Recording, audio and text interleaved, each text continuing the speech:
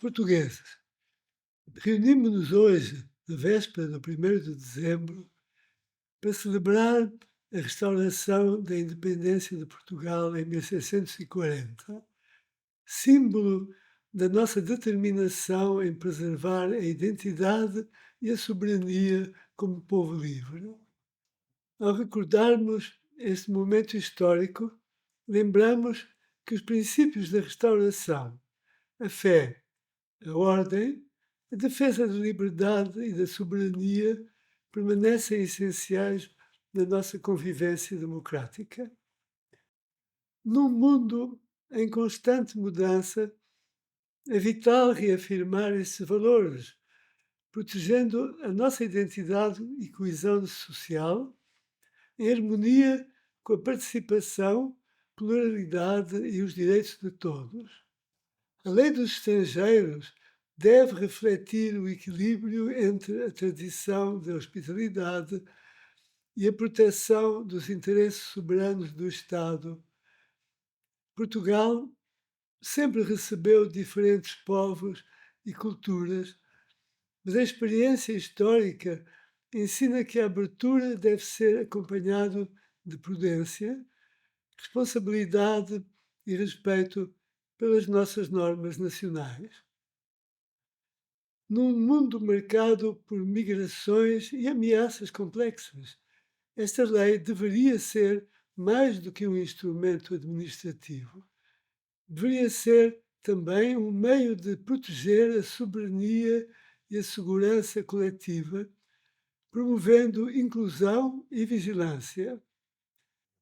Guiados pelo espírito cristão, devemos assegurar que todos, nacionais e estrangeiros, contribuam para o bem comum, respeitando a cultura e os valores de Portugal.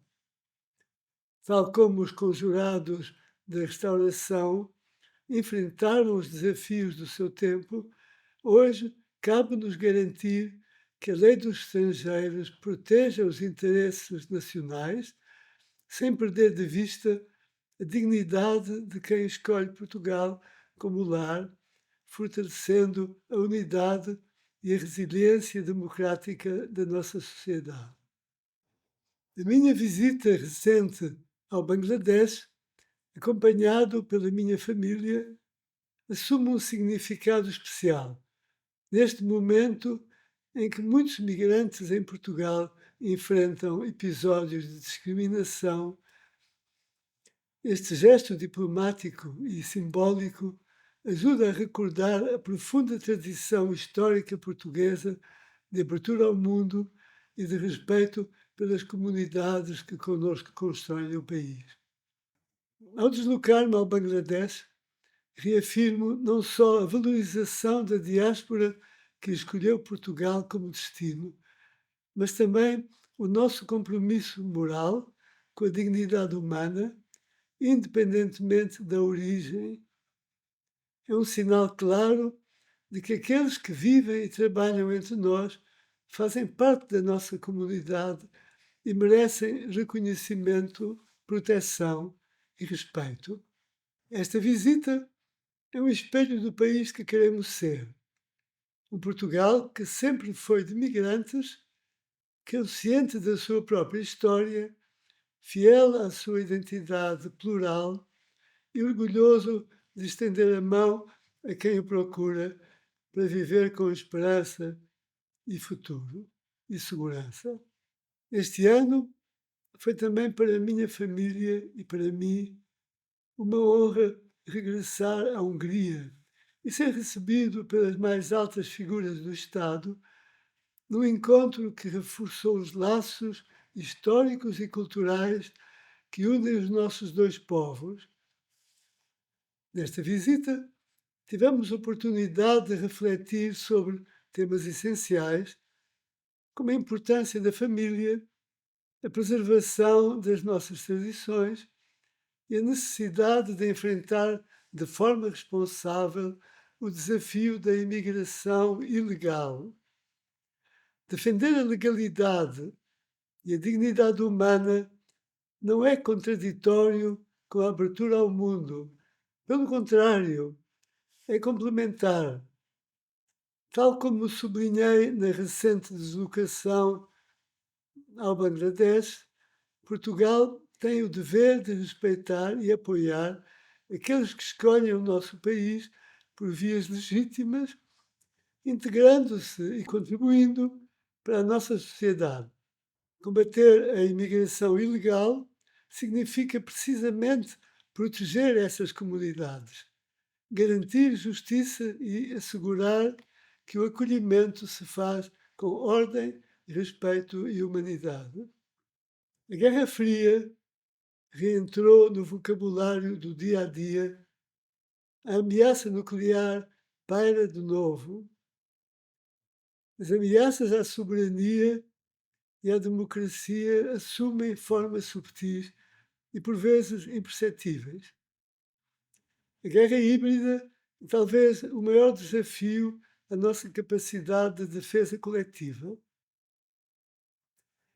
Trata-se de um fenómeno complexo que combina métodos convencionais e não convencionais, onde a desinformação, a manipulação das redes sociais, os ataques cibernéticos e a pressão económica se cruzam com tentativas de enfraquecer a nossa coesão interna e a confiança nas instituições.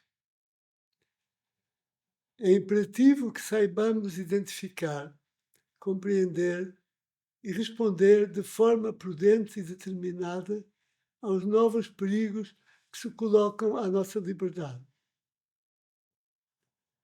A defesa contra a guerra híbrida exige vigilância, cooperação entre instituições, educação cívica e tecnológica, bem como uma cidadania informativa e ativa. Não basta confiar na força das nossas tradições. É preciso adaptá-las aos desafios do século XXI, sem nunca abdicar dos nossos valores essenciais. Ao celebrarmos o 1º de dezembro, não invocamos apenas a restauração da independência de Portugal, mas afirmamos a dimensão global da nossa língua e dos valores que nos definem enquanto povo. Entre estes valores, a família ocupa um lugar central. É onde se constrói a identidade, onde se transmitem costumes, memórias e sonhos. É também o elo fundamental que nos liga a todos os que, espalhados pelos 5 continentes, falam português e partilham da nossa história. Com mais de 300 milhões de falantes, a lusofonia não é apenas um património linguístico. É uma comunidade viva de culturas, valores e responsabilidades. A herança desta língua exige de nós orgulho e dever. O dever de manter vivos os laços que unem famílias, comunidades e nações e de promover a cooperação entre todos aqueles que partilham desta tradição. O futuro da lusofonia depende da nossa capacidade de reforçar esses vínculos, através do ensino da língua, do respeito pela diversidade, do fortalecimento das relações entre países e comunidades lusófonas e, acima de tudo, da proteção da família como berço dos cidadãos da amanhã. Só assim podemos construir sociedades democráticas, justas e seguras, onde cada indivíduo encontra lugar para crescer e contribuir para o futuro. Por essa razão, estive presente há alguns meses na 4ª Conferência das Comunidades Luso-Asiáticas, em Timor-Leste. Esta instituição é esquecida por muitos em Portugal, mas faz dessa ligação entre os vários povos de raiz portuguesa que referi anteriormente. que este 1º de dezembro nos lembre de que Portugal não é apenas a sua história ou o seu território, mas também a comunidade de almas que em cada canto do mundo continuam a falar, a ensinar e a viver a língua que nos une. Neste contexto, foi com grande alegria que a minha mulher e eu tivemos a oportunidade de tornar a visitar Goa, onde fiquei encantado por reencontrar a força da memória portuguesa na população, na arquitetura e na hospitalidade. No início do próximo ano, vamos ter eleições presidenciais. É nesses períodos de transição que se torna legítimo refletir sobre o modelo político que melhor corresponde à identidade nacional e às aspirações do povo. Talvez este seja o momento de revisitar com serenidade e espírito histórico a solução monárquica como fator de estabilidade, continuidade e unidade. Não como recuo ao passado, mas como possibilidade de renovação ancorada numa tradição que sempre procurou colocar a nação acima das disputas partidárias. O importante, acima de tudo, é que Portugal encontre o caminho que mais profundamente reflita a sua alma e a sua história. Foi com profunda emoção que, acompanhado pelo meu filho Dinis, fui recebido há mais de um mês por Sua Santidade o Papa Leão XIV. Nesta ocasião solene, transmiti ao Santo Padre os cumprimentos e votos de fidelidade da família real para o pontificado que agora se inicia, desejando que o seu ministério seja fonte de paz, esperança e renovação espiritual para todos os povos. Tive igualmente a honra de apresentar os novos símbolos da Ordem do Arcanjo São Miguel, símbolos que recuperaram a heráldica original, preservando a memória e a tradição que lhes estão associadas.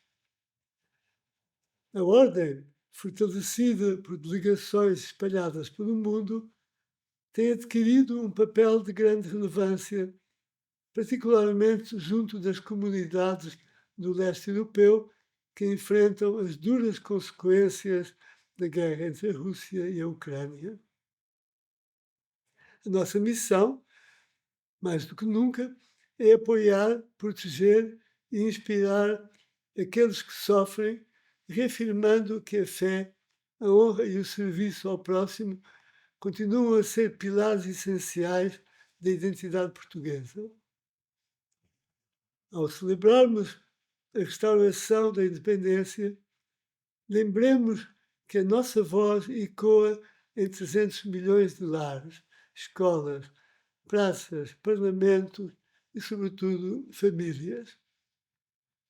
Que saibamos honrar este património, cuidando da nossa língua, promovendo a união entre todos os que a partilham e defendendo a família como base da sociedade. Assim, continuaremos a ser, juntos, protagonistas de uma história comum feita de liberdade, fraternidade, esperança e de laços comuns, inquebrantáveis. É este o compromisso em que a minha família e eu próprio estamos empenhados e comprometidos, sempre à disposição dos portugueses para servir no que for necessário e entendido como tal. A minha família e eu desejamos a todos um Santo Natal e um ano de 2025 abençoado por Deus. Viva Portugal!